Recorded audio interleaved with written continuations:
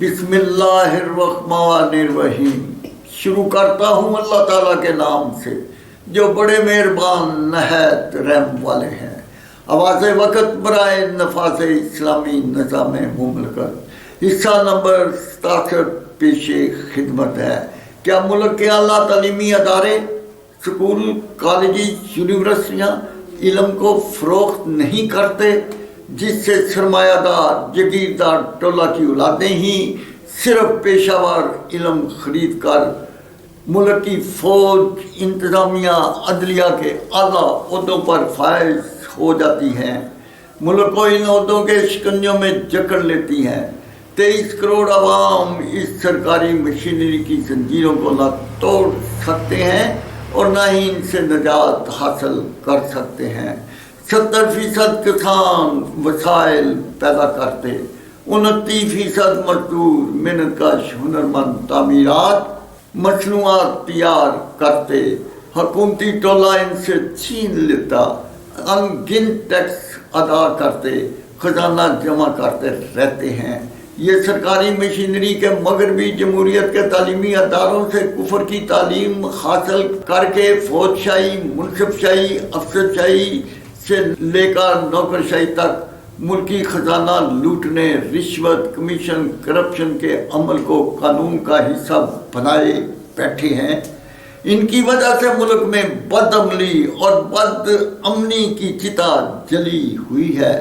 کیا ان کی ظالمانہ پالیسیوں کو روکنا ملت کا فرض نہیں؟ اس کے علاوہ اعلیٰ ثقافتی تنخواہیں، ان گنت شاہی سہولتیں، شاہانہ زندگی کے تمام اعلیٰ لوازمات سرکاری طور پر ان کے پاس موجود اور ان کی ڈسپوزل پر ہوتے ہیں، جس کی مثال دنیا کے کسی کونے میں نہیں ملتی۔ یہ ملک کے وسائل، دولت اور سرکاری خزانہ چاٹے جا رہے ہیں۔ پاکستان کھربوں ڈالر کا مقروض، لیکن ملک کا بددیانت فوجی، سیاسی، حکومتی ٹولہ، ان کا مراد یافتہ شاہی طبقہ کھربوں ڈالر بیرون ممالک بینکوں میں محفوظ کیے جا رہے ہیں۔ پاکستانی عوام کھربوں ڈالر کے مقروض ہیں۔ ملک ان کے اقتدار حصول کی زبردست انارکی کی آگ میں چل رہا ہے۔ عدل و انصاف کے ادارے مفلوج ہو چکے ہیں۔ ان کا کام غیر قانونی مجرم حکمرانوں اور مجرم حکومتوں کو تحفظ فراہم کرنا، جرائم کو قانون میں منتقل کرنا، ان کا نفاذ جاری رکھنا، ان کی ملازمتوں کا منشور بنا چلا آ رہا ہے۔ اپنی اپنی جماعتوں کے منافقوں، غداروں اور ملک کو ہائی جیک کرنے والوں کو اقتدار سونپنا اور ان سے حلف وفاداری لینا، ملکی آئین کو فروخت کرنا، ضمیر فروش chief justice supreme court justice Munir Ahmed, justice Akram, justice Sharif, justice S A Rahman جیسے ججوں کی زندگی کا حاصل بنا چلا آ رہا ہے۔ کارنیلس جیسے کلمہ حق کہنے والے جج نایاب ہو چکے ہیں۔ ملک کا اقتدار غلام محمد سکندر مرزا، ایوب خان، یحییٰ خان، پرویز مشرف جیسے این آر او جیسے غداروں، ملک دولت کرنے والوں اور 51% حقوق نسواں کے مجرموں کے سپرد ملکی حکومت کرنا ان ججوں کا وتیرہ بن چکا ہے۔ عدلیہ کے جائز و ناجائز تعاون کے عوض ان کو ملک کے چیف جسٹس عدلیہ کے تمام عادل اہم عہدے بخشش میں ملتے آ رہے ہیں۔ غلام محمد گورنر جنرل ہو یا سکندر مرزا ہو یا ایوب خان، یحییٰ خان یا پرویز مشرف، فوجی ڈکٹیٹر یا ان کی باقیات ہوں، پاکستان 1935 کے ایکٹ کے فوج شاہی، منصب شاہی، افسر شاہی کے مجرموں کی ملکیت بنا آ رہا ہے۔ ان مجرموں کے ذریعے ملکی غدار حکومتی ٹولہ ملک پر اپنی اجارہ داری مسلط کیے بیٹھا ہے۔ کیا 70% کسان کی تمام پیداوار، 29% مزدوروں کی تعمیرات، مصنوعات، یعنی 23 کروڑ مسلم امہ، ان کی نسلوں کے وسائل، خزائن، سر مبادلہ، ان سے حکومت کی گن پوائنٹ پر چھین لینا، ان کو ان کے مال و دولت سے محروم، چھت سے محروم، 2 وقت کے کھانے سے محروم، خوراک، لباس، ادویات سے محروم، شاہی اخراجات والے تعلیمی اداروں سے علم خرید کر سکنے سے محروم، فوجی، سیاسی، حکومتی ٹولہ کے حکومتی ایوانوں سے محروم، فوج شاہی، افسر شاہی، منصب شاہی کے حکومتی اداروں سے محروم، یہ ملکی شودر ان کا راستہ نہیں روک سکتے۔ ملک کی دولت، وسائل، تعلیم پر اللہ تعالیٰ اور طبقہ کی اجارہ داری قائم ہے۔ یہ سب کچھ ان کی اولادوں کے لیے مختص ہو چکا ہے۔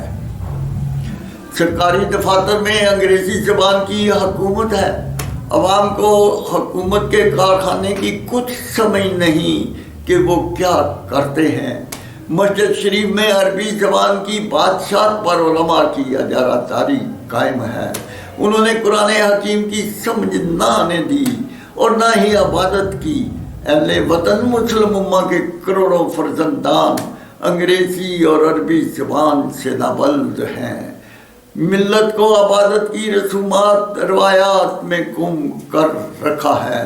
قرآن حکیم کو پڑھ سکتے ہو، نماز کو عربی زبان میں یاد کر سکتے ہو، نماز الفاظ کی ادا کر سکتے ہو، قرآن شریف کو پڑھ کر دعائے مغفرت کی رسومات ادا کر سکتے ہو، قرآن شریف کا ورد کر سکتے ہو، قرآن شریف کو حفظ کر سکتے ہو، قرآن شریف کا ختم دلا سکتے ہو، قرآن شریف قرت کے ساتھ سیکھ سکتے ہو، لیکن دستور مقدس کی تعلیمات سے آشنائی، اس کی حکمتوں تک رسائی، اس میں غور و فکر کا شعور سے رابطہ نہیں کر سکتے۔ اے مسلمانوں، اس تمام روایتی فنکشن، روایتی عبادات سے مقصد قرآن تو حاصل نہیں ہو سکتا۔ ان مسلمانوں سے تو وہ غیر اچھے جنہوں نے قرآن پاک کا ترجمہ اپنی زبانوں میں منتقل کیا، اس کو پڑھ کر غور کیا، قرآن پاک کی روح کو سمجھا، اس کی تعلیمات میں غور و فکر اور تجسس سے کام لیا، اس کے اصولوں کو اپنایا، ان سے استفادہ کیا، کیا مسلم امہ ایسا کر سکتی تھی یا کر سکتی ہے؟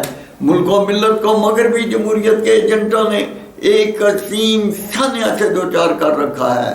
وہ مانتے دل و جان سے قرآن حکیم، اس کے آئین، نظریات، تعلیمات، اخلاقیات کو ہیں، عقائد مغربی جمہوریت کے British law, Indian law, American لا، جورسپروڈنس کے کفر کے قوانین و ضوابط کے تعلیمی نصاب کی کرتے ہیں، اور طبقاتی، طفافتی، سودی مخلوط نظام حکومت کے کفر کے کلچر کی پیروی کرنے کے سرکاری طور پر پابند ہیں۔ اس ملت کو کس نام سے پکارا جائے؟ مسلمان، منکر، کافر یا منافق؟